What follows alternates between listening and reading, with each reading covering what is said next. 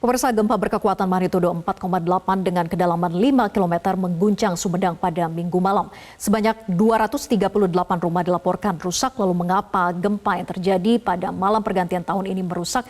Kita akan membahasnya bersama Kepala Badan Geologi Kementerian SDM Muhammad Wafid. Selamat sore Pak Wafid. Selamat sore Mbak Eva. Baik, dengan Vera di studio. Pak Wafid, data terakhir 238 rumah rusak. Mengapa gempa di Sumedang ini merusak? Apakah karena besaran gempanya, lokasi episentrumnya, ataukah karena kondisi rumah warga yang tidak tahan gempa? Ya bisa. Baik.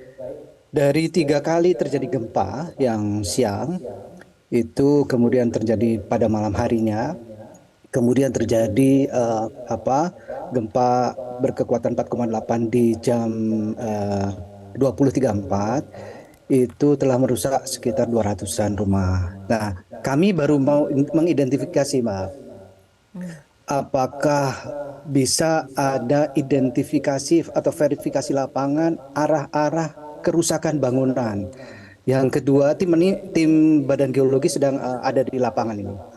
Kemudian apakah ini sesuai dengan arahnya itu sama dengan sesar yang mana?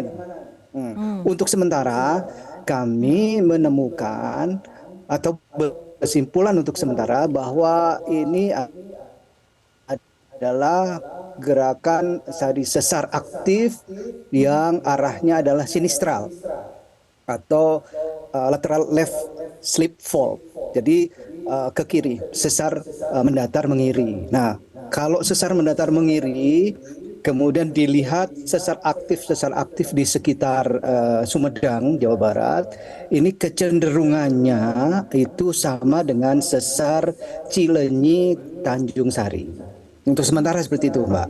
Tetapi kami masih terus mengidentifikasi sejauh mana data-data lapangan, baik dari kerusakan ataupun jika ada lateral spreading dari tanah yang retak di Sumedang dapat kita identifikasi. Kemudian sesar-sesar yang ada, karena ada sesar-sesar itu ke arah Cipeles ya. Kemudian tadi kebetulan saya di Babakan Hurib di sana, Kecamatan Babakan Hurib. Kemudian turun ke bawah ke sungai. Ditemukan beberapa singkapan sesar dari Cileunyi Tanjung Sari ini. Di sana ditemukan beberapa data di sana. Demikian sementara, Mbak. Terima kasih. Jadi sudah bisa dipastikan bahwa penyebab gempa ini karena sesar aktif Cileunyi itu, atau masih melakukan pendalaman dan identifikasi lagi, Pak Wafid?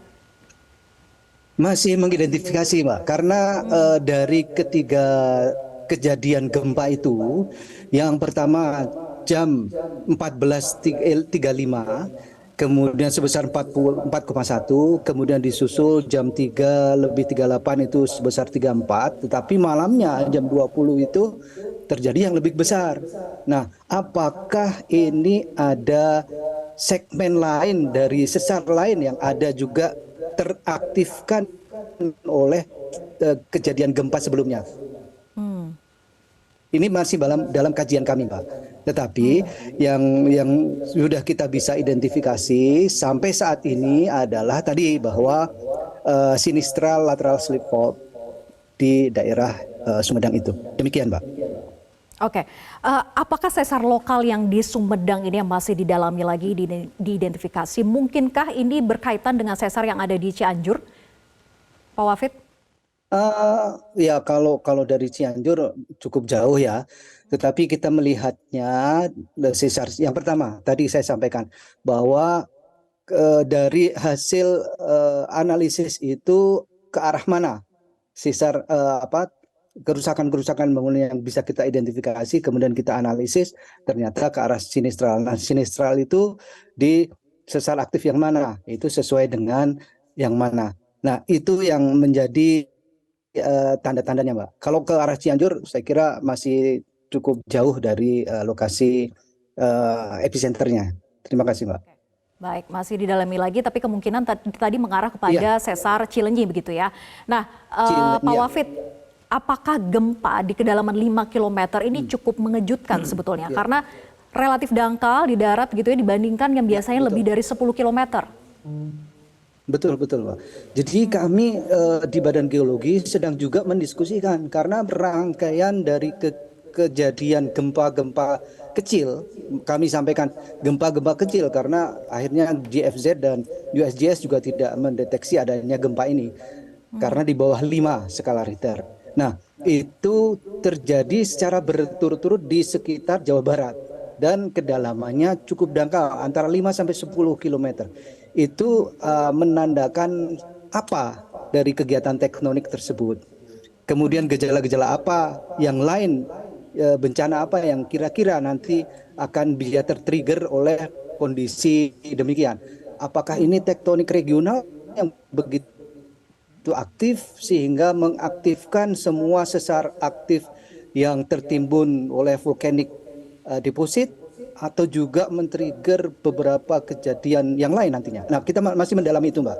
Dari di Badan Geologi terus mendalami. Dari dulu, dari pernah kejadian di Bogor, kemudian terjadi kemarin di Brebes, kemudian sekarang terjadi di Sumedang dengan kedalaman yang antara 5 sampai 10. Ini suatu kajian-kajian yang cukup menarik di Badan Geologi.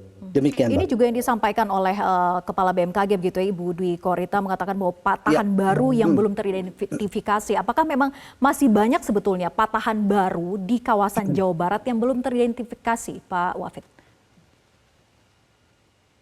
Patahan-patahan sebenarnya secara aktif sudah dipetakan se-Indonesia oleh Pusat Survei Geologi, Badan Geologi. Dan patahan-patahan tersebut itu menjadi satu networking yang sudah terjadi ataupun teridentifikasi bentuknya di Jawa. Nah, dari sekian kali terjadi gempa itu akan memicu atau men-trigger patahan-patahan lain di dekatnya untuk terjadi aktivasi lagi. Itu juga tergantung dari kekasaran dari bidang gelincir, bidang antara hanging wall, footwall dan sebagainya yang nantinya itu akan locking dari kekasaran itu, dan jika strain itu terus terjadi karena tekanan regional, dia akan mengalami merespon dari tekanan regional tersebut. Jika tidak bisa direspon ataupun tidak bisa kuat untuk mengunci itu, maka dia akan slip. Begitu slip, inilah gempa terjadi. Nah, gempa terjadi ini lama-lama kalau terjadi susulan, dia akan keseimbangan kecil-kecil untuk menjadi seimbang, dan lagi akan terjadi strain lagi sesuai kondisi tekanan regional. Nah, itu yang terjadi di bumi. Memang dinamika terus terjadi, dan itu akan memacu ataupun memicu, men-trigger sesar-sesar yang terkubur aktif maupun dormant yang selama ini belum mengalami aktivasi. Itu bisa mengalami aktivasi juga. Demikian, Mbak, penjelasan singkatnya. Oke. Tapi dengan kondisi yang sekarang, apakah kawasan Sumedang ini dengan gempa dangkal seperti itu masih bisa dikategorikan aman untuk kembali ditinggali, Pak Wafid? Insya Allah kondisi saat ini untuk kejadian dari ketiga gempa yang sudah terjadi kemarin, insya Allah sudah cukup aman. Tetapi itu tadi bahwa itu nanti akan men-trigger daerah mana.